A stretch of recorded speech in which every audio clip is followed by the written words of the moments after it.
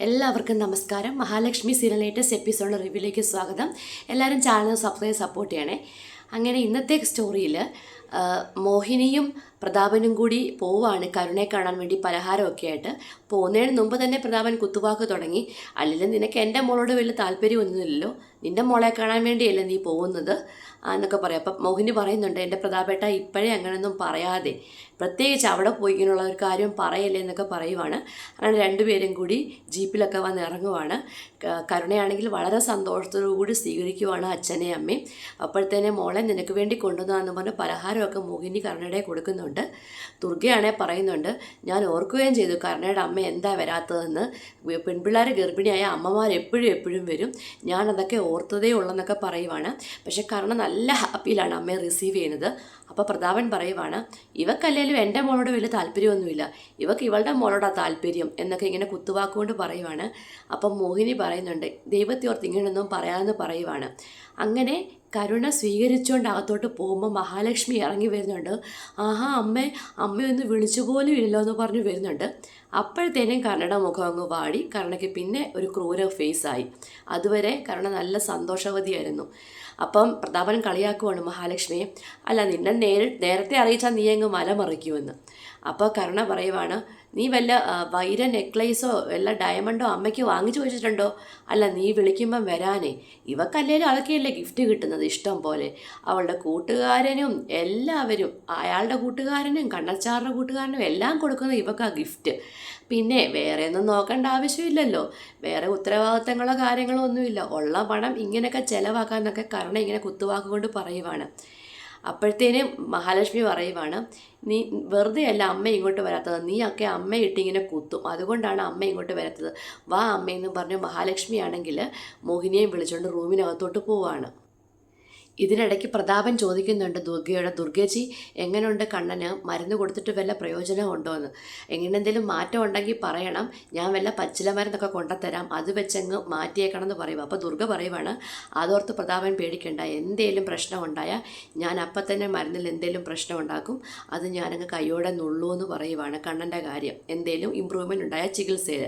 അപ്പോൾ കരുണ പറയുവാണ്, ഇനി അയാൾ എഴുന്നേറ്റും കൂടെ നടന്നാൽ പിന്നെ ഞാൻ വല്ല ആത്മഹത്യയും ചെയ്താൽ മതി, ഞാൻ അപ്പാടെ പോകുമെന്ന്. അപ്പോൾ പ്രതാപൻ പറയുവാണ്, എൻ്റെ മോള് തോക്കാൻ ഞാൻ ഒരിക്കലും സമ്മതിക്കത്തില്ലെന്ന് പറയുവാണ്. മോഹിനി മഹാലക്ഷ്മിയും കൂടെ അകത്തിരുന്ന് സംസാരിക്കുവാണ് കണ്ണൻ്റെ ചികിത്സയെപ്പറ്റി. മോളെ എങ്ങനെയുണ്ടെന്നൊക്കെ ചോദിക്കുന്നു. അപ്പോൾ പറയുവാണ്, അമ്മ അങ്ങനെയൊന്നും പറയാറായിട്ടില്ല, പക്ഷേ ഒരു പ്രതീക്ഷയുണ്ട് ആ ആ വൈദ്യൻ പറയുന്നത്. അപ്പോൾ മോഹിനി പറയുന്നുണ്ട്, ആ വൈദ്യനെപ്പറ്റി ഞാൻ ഒരുപാട് അന്വേഷിച്ചു, നല്ല വൈദ്യനാ മോളെ, മോളൊരിക്കലും മടുക്കല്ല, പ്രാർത്ഥിക്കണം, നമ്മൾ ആഗ്രഹിക്കുന്ന കാര്യങ്ങളെല്ലാം നടക്കും, നമ്മൾ പ്രാർത്ഥിച്ചാൽ മോൾ ഒരിക്കലും പിന്നോട്ട് പോവല്ലെന്ന് പറയുക. അപ്പോൾ മഹാലക്ഷ്മി പറയുന്നുണ്ട്, ഒരിക്കലും ഇല്ലമ്മേ, എന്താണ് ഇതിൻ്റെ ഒരു പോസിറ്റീവ് റിസൾട്ട് കണ്ടിട്ട് ഞാൻ പുറകോട്ട് പോകത്തുള്ളൂ, ഇപ്പോൾ ഒന്നും പറയാറായിട്ടില്ല, പുള്ളി ഒന്നും പറയുന്നില്ല, പക്ഷെ പുള്ളി ഒന്നും നടക്കത്തില്ല എന്നും പറയുന്നില്ല, നടക്കുമെന്നും പറയുന്നില്ല എന്ന് പറയുവാണ്. അപ്പോഴത്തേന് കരുണ ഇങ്ങോട്ട് കയറി വന്നിട്ട് പറയുവാണ്, ഓ രണ്ടുപേരും കൂടെ സംസാരിച്ചുകൊണ്ടിരിക്കുവല്ലേ, അമ്മ എന്നെ കാണാൻ വേണ്ടിയല്ലേ വന്നത്, എന്നിട്ട് അമ്മ ഇവളുടെ കൂടെ ഇരുന്ന് സംസാരിക്കുവാണോ? അയാൾ ഒരിക്കലും നടക്കാൻ പോകുന്നില്ല, നിങ്ങളുടെ ഒരു കാര്യം നടക്കത്തില്ല, അയാൾ ഒരിക്കലും നടക്കാൻ പോകുന്നില്ല എന്നൊക്കെ പറയുവാണ് കരുണ. ഇവളുടെ ഭർത്താവിനെ ചികിത്സിച്ച് ഒരിക്കലും നന്നാക്കാൻ പറ്റത്തില്ലെന്ന് കരുണ പറയുവാണ്. അപ്പോൾ മോഹിനി പറഞ്ഞിട്ടുണ്ടോ, മോളെ അങ്ങനെയൊന്നും പറയല്ലേ എന്ന്. അപ്പോൾ പറയുവാണ്, അയാൾ മഹാ അഹങ്കാരിയാണ്, അതിനേക്കാളും നല്ല അഹങ്കാരിയാണ് ഇവള്, അതുകൊണ്ട് ഒരു കാര്യവും നടക്കാൻ പോകുന്നില്ല എന്ന് പറയും. ഇവളല്ലെങ്കിലും എൻ്റെ കുഞ്ഞില്ലാണ്ടാവാൻ വേണ്ടി ഇവൾ പ്രാർത്ഥിക്കുന്നുണ്ടെന്ന് എനിക്കറിയാം, അത്രയ്ക്ക് ദുഷ്ടത്തെയാണ് ഇവളും അയാളും. അപ്പോൾ മോഹിനി പറഞ്ഞിട്ട്, മോളെ അങ്ങനെയൊന്നും പറയല്ലേ മോളെ എന്ന്.